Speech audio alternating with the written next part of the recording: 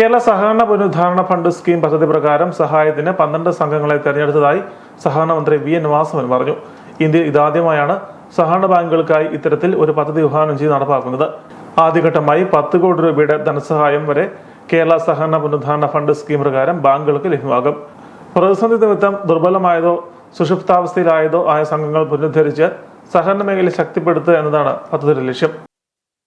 സഹകരണ മേഖലയുടെ കുടിശ്ശിക നിവാരണം എല്ലാ വർഷവും ജനുവരി മാസത്തിൽ സംഘടിപ്പിക്കുന്നതാണ്. ഈ വർഷവും ജനുവരി മാസം ഫെബ്രുവരി 28 വരെ സംഘടിപ്പിക്കുന്നതിന് തീരുമാനിച്ചിരിക്കുന്നു.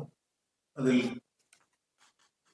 കടപ്പലിശ പൂർണ്ണമായി ഒഴിവാക്കി വിവിധ നിബന്ധനകൾക്ക് വിധേയമായി 50% വരെ പലിശയും കുറയ്ക്കാവുന്ന രൂപത്തിലാണ് ഈ കുടിശ്ശിക നിവാരണ കാലഘട്ടം തയ്യാറാക്കി.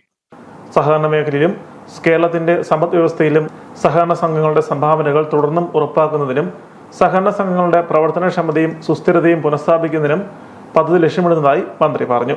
കോട്ടയം പ്രസ് ക്ലബ്ബിൽ നടന്ന വാർത്താ സമ്മേളനത്തിൽ സഹകരണ രജിസ്ട്രാർ ഡോക്ടർ ഡി സജിത് ബാബുവും പങ്കെടുത്തു.